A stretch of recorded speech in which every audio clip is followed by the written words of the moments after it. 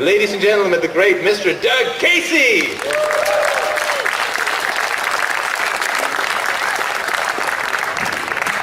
Well, friendly greetings and a warm hello. This is my first time at Libertopia. I'm very happy to be here. I'm going to, I guess I get some kind of an award at my free rubber chicken dinner tomorrow night.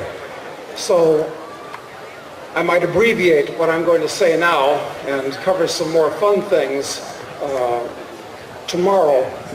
But let me start off. I've been watching this crowd while I've been among you here, and I've got to ask a question. It's going to be an embarrassing question for somebody here, but I want to make it as little embarrassing as possible.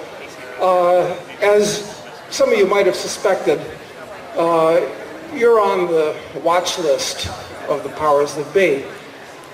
And I've identified an individual in this audience who's here under false pretenses from a government agency. And I'd like you to identify yourself now. Save yourself some embarrassment. So stand up, no harm done, but just let everybody know.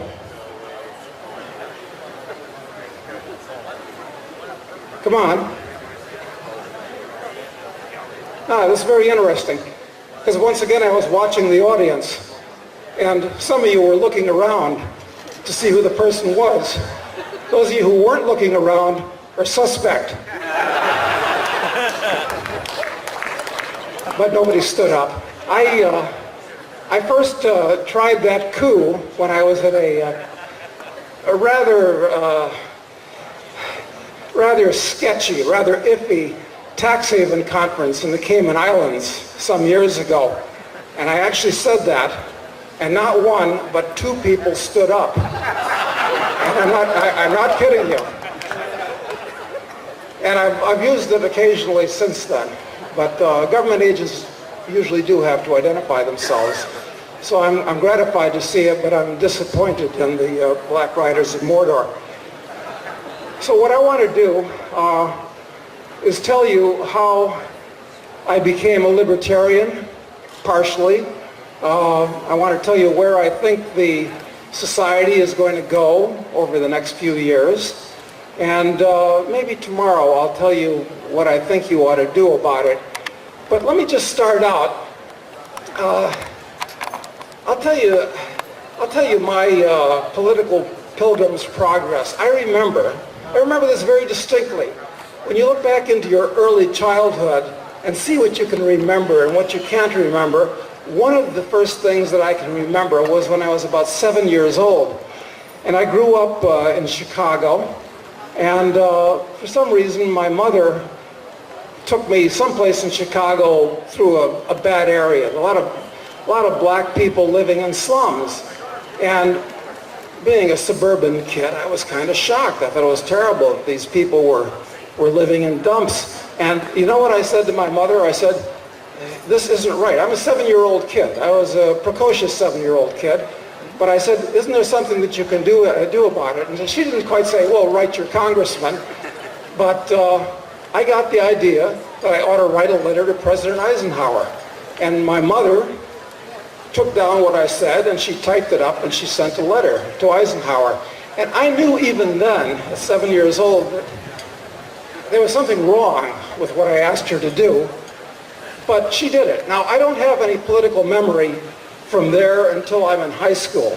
In between that time, when I was 7, and wrote a letter to Eisenhower, and when I was in high school, I don't remember much about my political evolution. I only know that I never liked authority, and I always felt when somebody asked me, hey, you got a problem with authority, my answer would always be something like, no, I just don't like people telling me what to do. And that's about the extent of my evolution at that point. But it went beyond that. The first thing that really happened to me was when I was in high school, and I read Barry Goldwater's book, Conscience of a Conservative. A lot of the things in there made sense, and I figured I must be a conservative.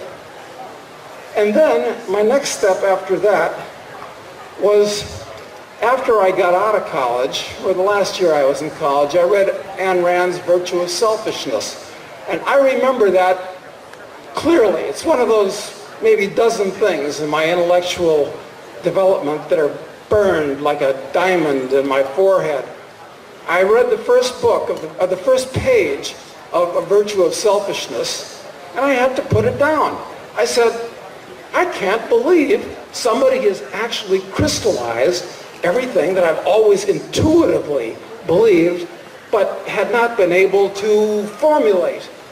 So at that point, shamefully, I became a Randite because it made so much sense.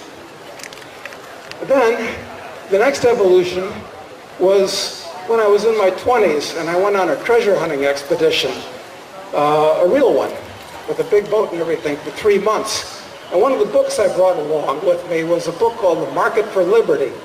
It's written by the Tannehills, mostly Morris, I guess. And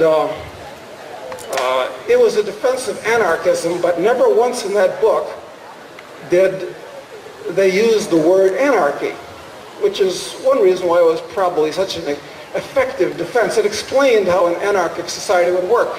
But here's an interesting thing. Only 500 copies of that book were printed. It was like a samizdat. But later on, the boat sank and my book went down with it and so forth. But then, in 1979, I wrote a book called Crisis Investing. And it was #1 on the New York Times list for 19 weeks. And I did all these television shows and so forth. And so, I think it was Andrea Rich got in touch with me because I've been promoting the book in the bibliography of my book, and they got hundreds of calls and letters. Where can I get this book, Market for Liberty? And so they asked me to write the foreword for the book, and they asked Carl Hess, who many of you probably know who he is, to write the introduction for it. So it was kind of like a Back to the Future kind of thing where I got to write a foreword for the book that changed my life, which is kind of not usually the way it works. But that wasn't good enough to become an anarchist, in my opinion. My next step was to become a Discordian. And a lot of you here will know what a Discordian is. I can sum up Discordian philosophy for you very briefly. And it's this: the whole of the law shall be do as thou wilt, but be prepared to accept the consequences. So that's where I am. I've taken a step from growing up in a cannibalistic death cult, Catholicism, to thinking I was a conservative and then thinking I was a Randite, and even anarchism isn't good enough. So that's where I am right now. It's a funny thing, though, because I met Ayn Rand just a few months before she died, actually. I was invited to a party where she was the featured, she was the guest of honor, obviously.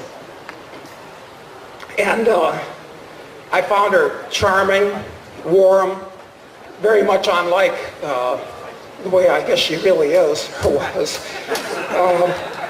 But after the party, I went out with about a dozen of her acolytes, and it turned into a real clusterfuck, because I was already a Discordian, and these people were clearly co-religionists, where anything that Rand said was dogma.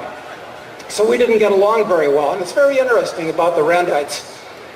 It's that it really is a secular religion, much like Marxism. It's funny, I was on a radio show with some guy named Yaron Brook. I remember his name because, once again, I don't argue with people. It's pointless to have arguments with people. You present your point of view and you listen to the other person's and you respond to it. That's all I was doing. But this guy who runs the Ayn Rand Institute or something like that, he just went wild. And it's like he became a lifelong enemy of mine because I was like a heretic, which is further proof that that's just a religion. Anyway, that kind of leads me to talking about philosophy. And I know this is Stefan's big thing, but to me, talking about philosophy is a little bit pointless. Nobody really cares about philosophy in general, but they do care about the two areas of practical and applied philosophy. Now, what might those be? Well, they're the two things you're never supposed to talk about in public: religion and politics. Those are the practical and applied areas of philosophy. So people talk about philosophy in general, but they'll never talk about philosophy in particular. When I'm in the U.S., which is less and less these days, I generally live in Aspen, Colorado, which is a very interesting subculture of a town. And I used to get invited to parties there. I never get invited to parties there anymore because after talking about the weather and the state of the roads and baseball scores, that's good for 5 minutes. Now what are you going to talk about? Well, I like to talk about important things. I like to talk about philosophy. Practical applied philosophy. What is that? That's religion and politics, the two things you're never supposed to talk about in polite company. So this is why I'm rapidly becoming an ex-Aspenite at this point, because I can't talk to anybody there. It's one of the nice things about groups like this. So, politics. It first started seeping into my brain that it was pointless trying to make any political changes in this country when in 1980, when my second book, Crisis Investing, was #1 on the list. And of course, in those days, some of you will remember, Phil Donahue's show was as big or bigger than Oprah was until recently. So I had the singular good luck to be on Donahue's show all by myself for an hour the day before the national elections when Carter and Reagan were running against each other. So Phil's a very smart guy. And we were talking, and the elections were the very next day, and this was live. And so I said something unkind about Carter and whatever, and he said, "Oh, then you're voting for Mr. Reagan." And I said something even more unkind about Reagan, because Republicans are more dangerous than the Democrats. They're more dangerous because they, on the surface, sound like free market people. Well, they're not, of course. They definitely don't believe in social freedom, and they say they believe in economic freedom, which turns people off. Well, at least the Democrats, I've got to say, at least they actually do have a core philosophy, and they actually do believe in collectivism. The Republicans do too. They aren't honest enough to come out and say it. They're hypocrites, and I hate hypocrites. Anyway, so after I said something unkind about Reagan, Phil said, then you must be a libertarian. You're voting for whoever the libertarian candidate was. I don't remember, it doesn't matter, in 1980. And at that point, the audience, like the mob they were going back and forth, liking what I said, hating it, back and forth. They really disliked it when I told them, even back then, that it's the worst allocation of time and money you can possibly make sending your kids to be corrupted by going off to college. They really didn't like that. But I'll tell you what they liked even less. They liked even less when I started to give them the 5 reasons why I wasn't voting for the Libertarian the next day, and why the mob shouldn't vote at all. So the eyes of the audience widened on me. I could see this because I was watching them. And I started to give them 5 reasons you shouldn't vote. I started out by saying, first, it's immoral, because the whole political system is corrupt. It's based upon force and coercion, and it's immoral for you to participate in it. Well, no reaction really, because they're not used to hearing the word morality used from somebody that's not wearing a black suit with one of those little collars. Then I got to the second point that I was going to make. It's that it just gets your name into another government computer bank. You're identifying yourself further to the government. The third reason I gave them was that it just encourages them. Nobody with any sense is actually voting for one of these jerks. They're voting against the other guy. But the guy they wind up voting for thinks it's actually a vote for him. So it just encourages them, and it keeps the system going. The audience is getting restive. I got to the 4th reason, was it's degrading to you as a human being to stand around a government office, to identify yourself, to vote, hang around the kind of people that do this type of thing. And I could not get to the 5th and most important reason that you shouldn't vote, which is your vote doesn't count. It counts about as much as a grain of sand on the beach. And I didn't even get from there to saying, anyway, it's not who votes that counts. It's like Stalin correctly observed. It's who counts the votes. And this was in Chicago where Donahue did that. They could have understood that. So, anyway, this kind of led me to the psychology of Bubis Americanus, to the unwashed mob out there. I mean, I remember one guy in this audience when I was making on the Donahue show, when I was making a comment about taxes as theft and all this type of thing, some observation, and I swear this is the truth. You can find the tape. I don't even have the tape of it anymore. It's too bad because it was one of my best performances ever. And I said, and the guy says, raises his hand, and he says, well, why doesn't the government pay for these things? I mean, that is the level of thinking politically. So trying to change things in this country is totally impossible. If somebody can ask a question like that, why doesn't the government pay for it? When I said taxpayers are paying for it, it's completely pointless. It's a complete waste of time, and you're kidding yourself looking for political change. But this kind of led me over the years to think about the psychology of the average chimpanzee out there. And I'm a believer in the fact that Pareto's law is a correct analysis of reality. Now, you all know Pareto's law. It's the 80-20 rule. 20% of your salesmen make 80% of the sales. 20% of the population commits 80% of the crimes. It's a normal bell-shaped curve. And I've come to the conclusion that libertarianism, God forbid anarchism, God forbid discordianism, is actually a genetic mutation.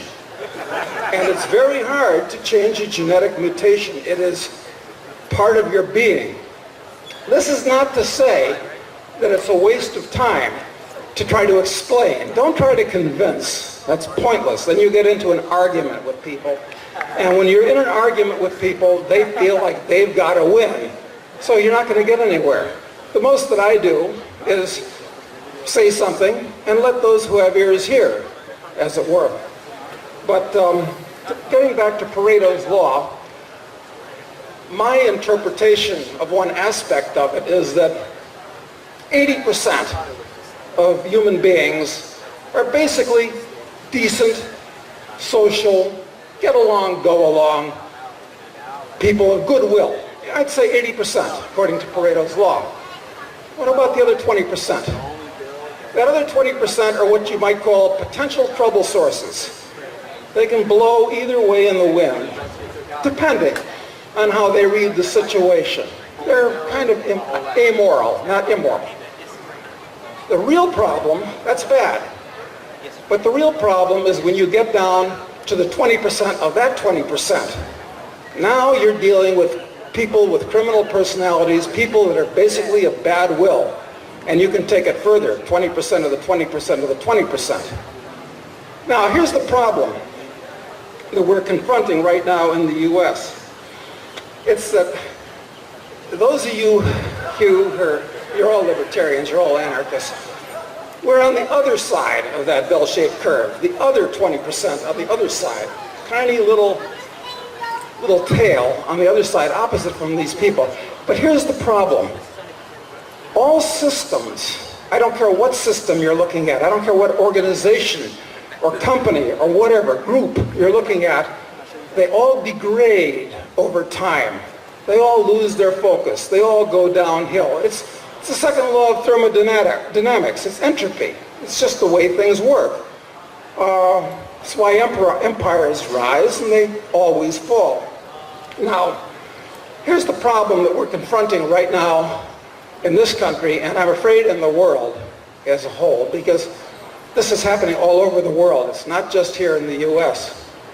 The problem is this. People, actually, the state is in the ascendant all over the world, but especially here in the United States. Everybody is thinking politically. Everybody is thinking the government should do this, the government should do that, the government should change things. Everybody, even people basically that are in the 80% of goodwill, decent human beings. So the state, both from a psychological point of view, has insinuated itself throughout the entire society. It's the centerpiece of society. And what is this doing? And of course in the laws, and most people believe they should obey the law. I mean, to me, most laws are frauds. There are only two laws, as far as I'm concerned. Do all that you say that you're going to do, and don't aggress against other people or their property. That's the whole of the law. I can live with the law like that. But the solution is to pass more laws, and that's exactly what these sociopaths are doing. Now, why is it going to get worse from here? If you trace the history of the United States, it started going downhill right from the founding thought. The first thing they did in the 1790s, first important law they passed, was the Alien and Sedition Acts. That was overturned, but then you watch the history of the U.S. It was a model to the world. Incidentally, America is not a place. America is an idea. Keep that in your mind. It's not a piece of geography, it's an idea. And it was unique in the world's history, actually. But it started going downhill with wars, the Civil War, World War I, foreign adventures.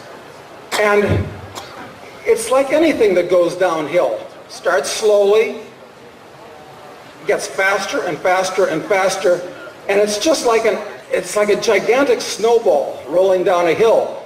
After it reaches a certain point, you cannot stop it. There's too much momentum, there's too much mass in it, and that's exactly where we are today.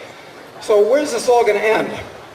It's going to end with the snowball of statism and collectivism smashing into the village at the bottom of the valley and destroying the whole damn thing.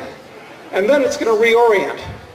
Now, I don't know how it's going to reorient, but I can give you some thoughts. It's like, a good example would be the French Revolution in 1789. The French Revolution was an excellent thing. Louis says, it was great to get rid of him. Fantastic to get rid of the old regime. But what did they get after that? Then they got Robespierre and the Directorate. And then they got Napoleon. Same thing is going to happen here. I think it's almost inevitable. So it's very bad. And I'll give you another reason. It's not just momentum that's driving the country this way at an accelerating pace. It's the fact that there are basically two types of people in the world. Well, there's lots of ways of dividing people into two classes, but let me give you the one that's relevant now. There are people, because there are two ways you can deal with your fellow human beings, or chimpanzees if you prefer. One is you have people that believe you should deal with other people voluntarily, without using violence, without using force. That's one type. The other type is a person that believes that you should deal with people, or you have to deal with people, or some people, coercively and by force. Now, guess which type are inevitably attracted to government? It's the worst criminal types of personalities. It's always those people that believe you should deal with other people by force that are attracted to government, because the government is congealed force. I mean, as Mao said, the power of the state comes out of a barrel of a gun. So those people like the government. They're attracted to it. They like to go to work for it, and they like to use it. It's part of their psychological makeup. Now, here's the problem. If you started a government, you'd have a normal distribution of personality types. 80% good, 20%, 4%, like as I said before. The problem is this, is that as the system degrades, the second law of thermodynamics works with people too, I think. Eventually, the criminal personalities start making the decent human beings who wound up in the government, maybe because they needed a job, or maybe because they actually are just mistaken and they think it can do some good. It starts edging them out and making them feel uncomfortable. So eventually, it gets taken over by the sociopaths. And history is just full of examples of that. Once they get a real control, like they did in Germany in the 30s, or in Russia in the 20s, forget about it. It ain't going to turn around. It ain't going to turn around until that snowball hits the village at the bottom of the hill. And that's exactly where we are right now, in my opinion. So, let's ask ourselves, so what's the government going to do if this is the trajectory that we're on? Well, to me, it's completely predictable. Because even though America is a fantastic idea, it's just an idea. But right now, America has been purged from this geographical area here. It's still pretty nice, but things are happening right before your eyes very rapidly. Now,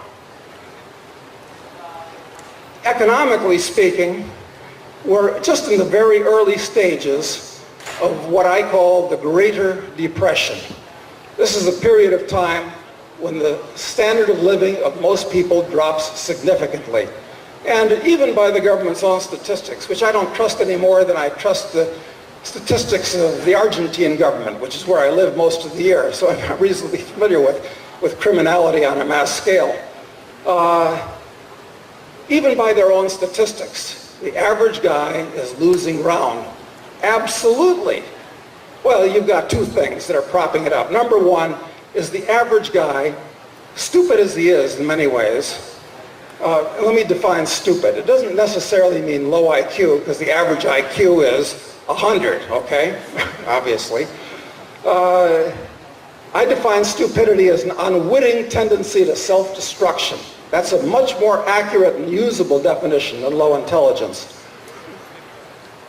So, what's happening is the average guy understands, he wants to improve his self, he wants to improve his station in life, and he understands intuitively, even though he understands nothing about economics, he knows that you've got to produce more than you consume, and you got to save the difference. That creates capital, and that's why the standard of living goes up. One other reason, that's one reason, very important, critical. Second reason is technology, okay? Those are the two reasons that are the mainsprings of why things get better in the material world, okay?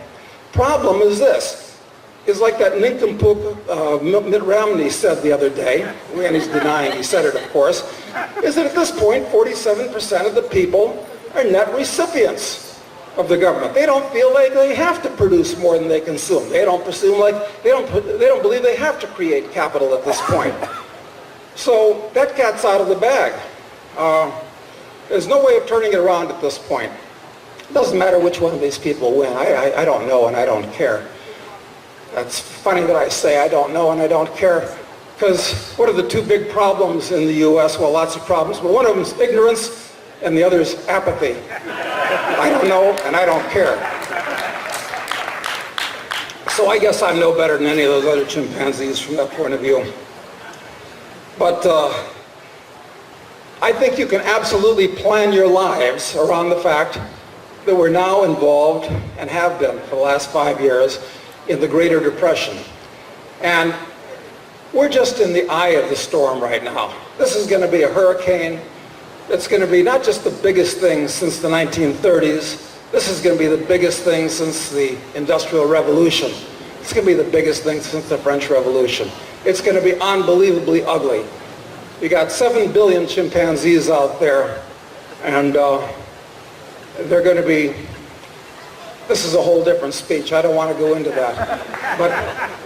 But I don't see any way around it now. There's, even if I was elected President of the United States, there's absolutely nothing that could be done right now. If Ron Paul was elected President of the U.S., the first thing that would happen was he'd have a sit-down with the heads of the NSA, the FBI, the CIA, the DEA, and all these other Praetorian agencies, and maybe overtly, but definitely in an understandable way, they'd make it clear to them that things aren't going to change. So you can't turn this around. Well, not only the heads of these agencies and the government, the Supreme Court, if Ron Paul tried to turn things around, if through some miracle and it would be a miracle. Literally, he was in office, the Supreme Court would knock down the changes that he'd want to make. The Congress would pass new laws, and the people would riot. So you can forget about it. There's absolutely zero political hope. I'm not trying to be a pessimist. I'm just telling you this is the way the world works. So how's this all going to come unglued? Well, one of the reasons why, despite what I've just said about capital and savings and technology, one of the reasons why the U.S. has done as well as it has over the last 20 or 30 years is because our major export has been dollars. It's been wonderful. We've shipped about 7 trillion US dollars outside the US, and those nice Japanese send us Sonys and Toyotas, and the nice Germans send us Audis and Mercedes. That's a great trade. Come on. And it's propped up the standard of living in this country. But the problem is this. We've actually reached the point where these people are starting to look at each other, and they realize that this is like that game where the music stops. If you don't have a chair, you're screwed, okay? It's a shell game. So they're trying to get rid of these dollars. So there's going to be an absolutely catastrophic financial panic at some point in the next few years, I suspect, pretty soon. And what's going to happen to those dollars? Nobody outside the U.S., apart from custom and convenience, has to accept the U.S. dollar. The only place you have to accept the U.S. dollar is back in the U.S. So they're going to come back to the U.S. The dollars come back in, the title to companies, and the wheat, and the computers, and the Boeings are going to go out. And this is going to be a real problem, but it's absolutely inevitable that it's going to happen. Well, there's a lot more. Because as you know, for some years now, the government has been engaging in quantitative easing. And it's amazing how people use this term. They make up a word for currency debasement. And yet everybody uses it. Nobody says currency debasement. They all say QE, because that's the word they use. I mean, the level of intellectual degradation in this country it's breathtaking. And they use these words with a straight face. So there's trillions more of these dollars being created. Right now, they're just sitting in banks. The banks don't want to lend, people don't want to borrow the dollars are sitting there. But as they create more of them, they're going to do something with them. They're going to come out in addition to the trillions of dollars from the U.S. coming in. So it's going to be a horrible monetary situation. So what's the government going to do about this? Well, they're doing it now. I don't know how many of you people are actually involved in the financial markets, but let me tell you something. If you go to almost any foreign country in the world today, and you open up a bank account, which is much harder for anybody anywhere than it used to be. It used to be just give them the money and they give you an account. That's the way it used to be in this country and everywhere. It's not that way anymore. Once you identify yourself as a U.S. citizen or even a U.S. resident, and I speak from experience, I really know what I'm talking about here. I'm boots on the ground when it comes to this stuff. They'll show you the door. Well, maybe not. It's a large account, and if you fill out forms that declare it to the U.S. government and so forth, yes, maybe. But a lot of places it's just not worth the trouble. So you can forget at this point about having a foreign bank account, even in Canada. You can't open an account in Canada. Convenient, used to be easy, can't be done now. Forget about a brokerage account. Not a real brokerage account. They'll give you an account with a U.S. branch that they deal with. So that's happening. You've got to declare all your assets. Any financial account that you have, even if you open that account somehow, you have to declare it. And if you don't declare it, the penalties are draconian. You just don't want to deal with them. They are horrible. So it's very problematical. Early stages of capital controls. I promise you that as the situation gets out of control, Bubis Americanus is going to demand the government do something, do something. We're losing all our money's being inflation. I can't buy food for prices I can afford. I can't afford the $25 it takes to fill up my pick-em-up truck to drive 2 hours to work every day from a place I can afford to wherever my job is. So what are they going to do? Well, obviously it's the fault of those rich people that have been sending money out of the country and sheltering themselves in foreign bank accounts. So it's going to go from hard to ship money out of this country to near impossible. So let me give you a piece of advice. And if you don't remember anything else that I say, remember this. You better do something. You better do something. You better do it now while it's still possible, even if hard and inconvenient, because it's going to be impossible and dangerous in the future. Absolutely plan your life around that. And if you haven't done anything about it and you don't do anything now, you're going to get what you deserve. Okay? And I'm sorry to say this to a group of anarchists, but this is just practical advice. Oh, also, with the government running these gigantic deficits, which incidentally are not going to go down, they are going to go up for all kinds of reasons that I want to go into now, they're going to need an extra tax. Well, what kind of a tax? Oh, wait a minute. An asset tax, because that's only going to affect the rich people. There'll be an exemption of $500,000 a year, so the mob, which is to say 80%, 90% of the people in the country aren't going to be subject to it, at least not initially, just like the original income tax. There's going to be an asset tax, 0.5%, 1%, maybe 2% per year of all your assets. Okay? So what are you going to do about this? It's going to happen. It's absolutely baked in the cake. So, of course, the last thing. How can I almost forget this? It's that when the going gets tough, the government, I mean, if you watch these vice presidential debates last night, I forced myself to do it. And I had to gag myself with a spoon after they were over. But there's going to be another war. Absolutely. It's just, this is history repeating itself with a variation. It's like the 1930s, where if you looked around, you could see, yeah, there's going to be a war. And this is exactly the way it's building up right now. So the next real or imagined incident, there's going to be lots of new laws, lots of problems, and so forth. And let me tell you something. You people, and me too, are on the watch list. If you're an enemy of the state or suspected of just not pulling with everybody else, you're in a lot of trouble. You don't want to be here. You really don't. Your neighbors are going to squeal on you. You know, you walk into a Walmart now. What's the sign you see? See something, say something. And they do. So we're just in the early stages of all this stuff. This is just starting. We're in the eye of the hurricane. We went through the leading edge of the hurricane in 2008, 2009. Print up a whole bunch of money, makes people feel better. We're in the eye of the storm. We are going to come out through the other end of the storm, and it's going to be vastly worse than it was back in those days, if you recall what it was like in 2008, 2009. Much worse, with lots more laws, lots of social problems, and a war. Why? Because it's not the government's fault, it's somebody else's fault. It's those damn Chinese for creating all that cheap stuff that people like that's in Walmart. It's their fault for unemploying our workers. It's those damned Arabs for charging too much for their oil. Who the hell knows? They'll come up with somebody I'm probably not even thinking of.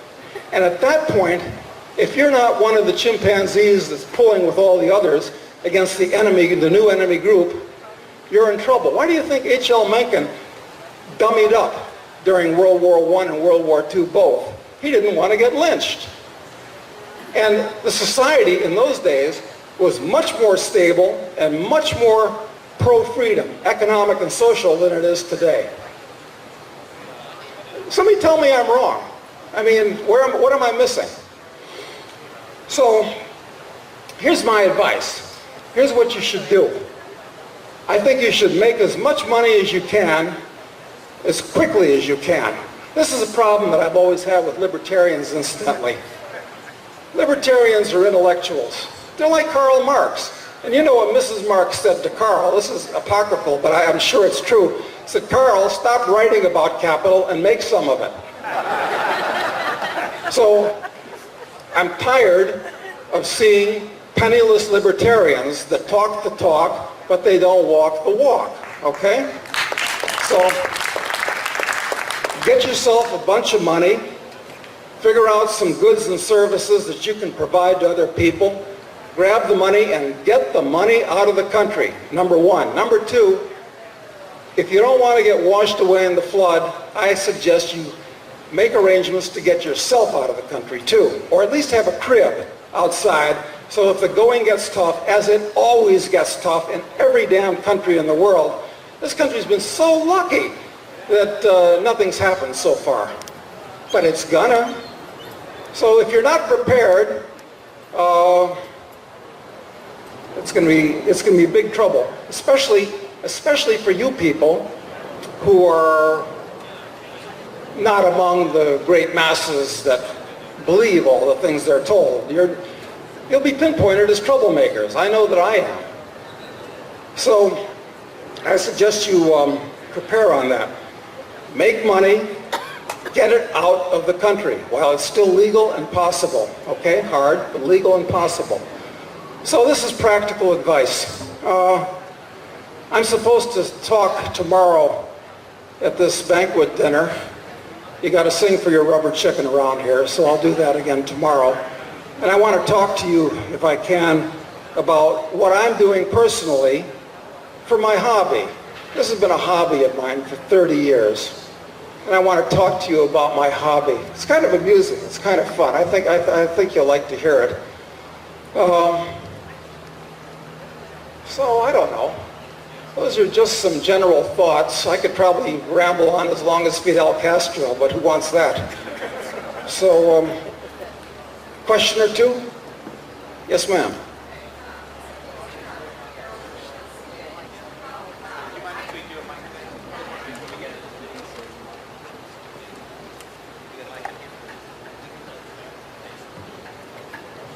Mr. Casey, I'm a 20-year-old female college student. How am I able to do anything about my monetary situation? I have no money. Is it possible for individuals like myself who literally have the means to do, have no means to do anything, do something? Please educate me on how. Well, that's a good question. You gotta produce a good or service that other people are willing to buy. Now, if you're a completely unskilled but good-looking female, you can...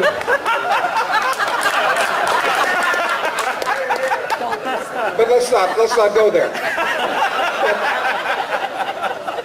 Look, what you got to do is the only thing that you take with you, absolutely the only thing you own, are the skills in your hands and the knowledge in your mind. That's all you own. The rest of it, they can take away from you, and they very well might.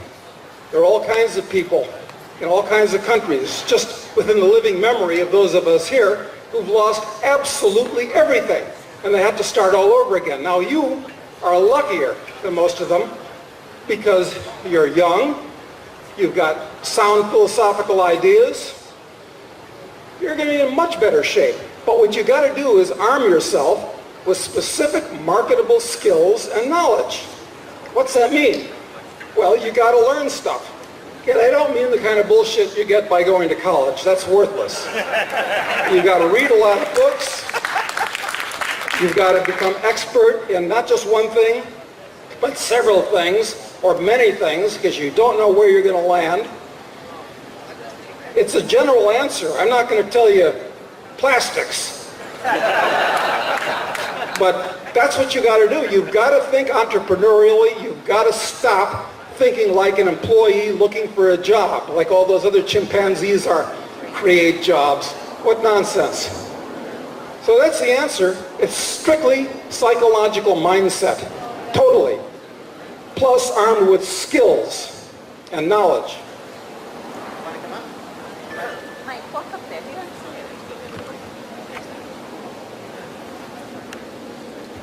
A lot of libertarians think there's going to be this big, dramatic collapse. We're going to have to go back to the Stone Ages. What if it's not quite like that, Matt? Could it be something other than that? Yeah, sure. I hope it's not that kind of collapse because, I regret to say that, I'm 66 goddamn years old.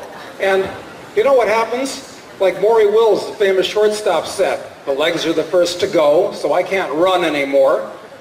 You know, so I'm not looking to go back to the Stone Age. I find it unpleasant and inconvenient.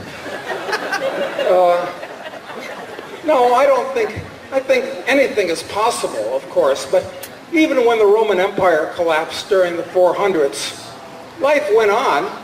It just didn't go on so well for some people in some places, that's all. So I don't know, I can't predict the future. I can give you a gloomy scenario from a dystopian sci-fi movie to all kinds of things in between. I'll tell you one thing that I really do believe is important. It's that I think that you got to think, I think Paul Rosenberg was talking about this a little bit earlier too.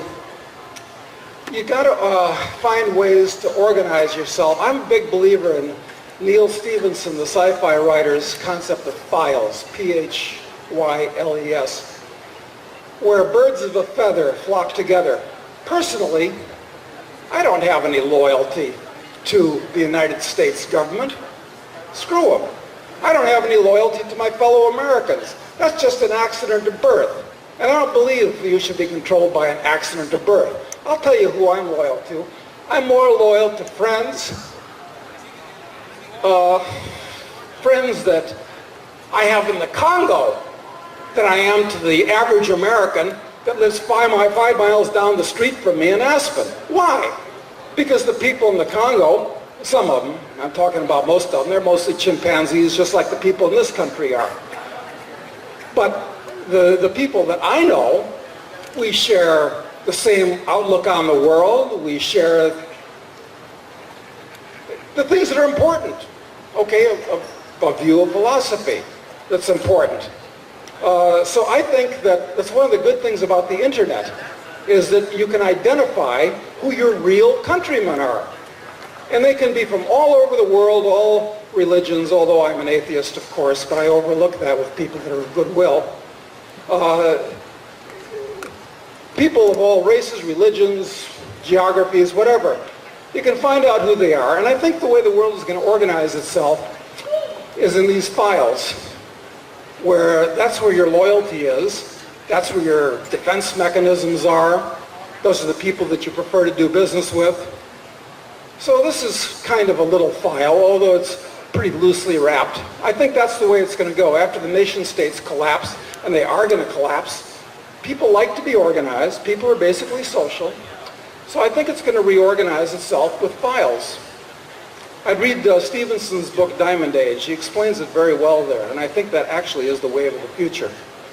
But I may not have answered the question exactly, but it led me to think that thought, and maybe that's helpful. Now, Mr. Casey, I have a question. You talked about getting our money out of the country, and I assume that's difficult for someone like myself. Would there be a way to get your wealth out of the country, but not in cash, but rather in buying property abroad? Yes, that is incidentally, that's a good point. That's the one form of foreign wealth that as of the moment, I'm sure they're going to change this when we get an asset tax, but you can buy a piece of property anywhere in the world and wire the money to the seller, or don't do that, wire it to a trusted lawyer and have him handle it from there, get title to it, and that is non-reportable, and they can't make you repatriate that piece of real estate. There's much more I could say about this, but yes. And a brief commercial. This is why, a good part of the reason why, I've been to 175 countries. I've lived in 10 or maybe 12, depending on how we want to define live. But I wound up in Argentina, and we set up a place down there, which is kind of upmarket. The entrance fee is 200 grand or more for a lot, and then you got to build a house. But it's probably the best damn place in the world at any price when it comes to amenities and facilities. Because you know what? I don't want to live like a refugee. I want to have a Gold's Class gym. I want to have a lap pool. I want to have a polo field. I want to have tennis courts and I could go on for an hour, but we've done this already. So that's where I hang out most of the time because I like it.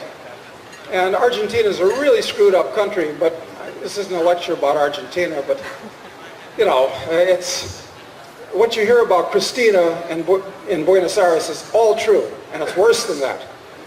But when you're out in the provinces, those provinces are run by warlords. It's true.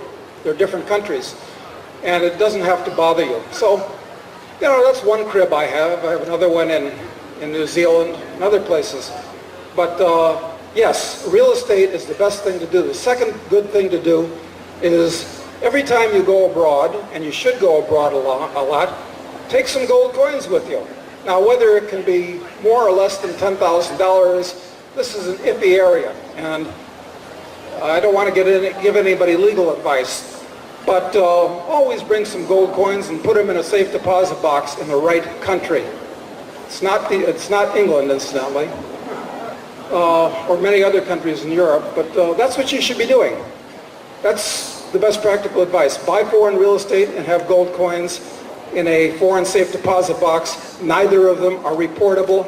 Both of them are intelligent and practical, because although there are no bargains in the financial world today that I'm familiar with,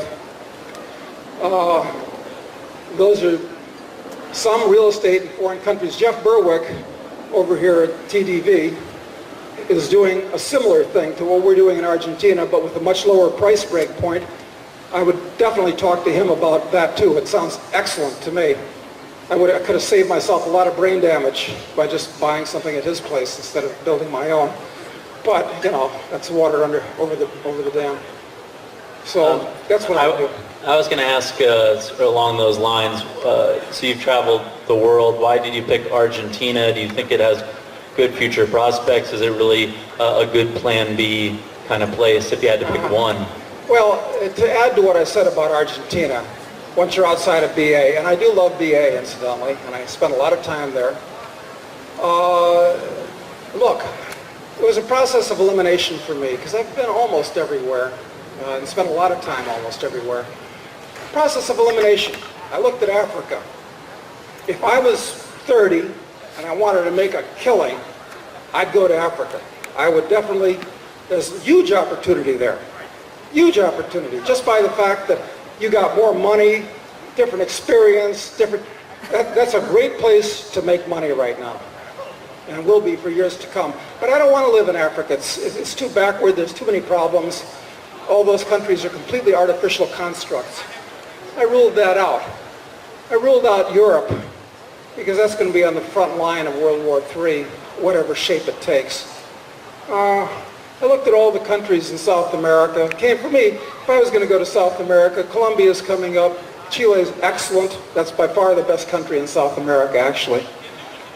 Uruguay, spent a lot of time in Uruguay. Anyway, for me, it came down to basically the Orient, which is really where the future is going to be. I like Thailand for lots of reasons. It was the only country that wasn't conquered by the Western barbarians. It's mellow. The problem with Thailand, which would be my choice in the Orient, is that if you're not a Thai, you might be a welcome guest, but you're never going to be part of that society. I don't care if you marry a Thai. Forget about it.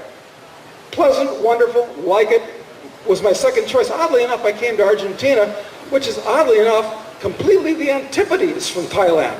The opposite end of the world. There are no similarities in culture or anything. It's funny, I chose two polar opposites. I chose Argentina, not because the government isn't crazy, but the government's been crazy down there, and I mean literally crazy, since the 1940s.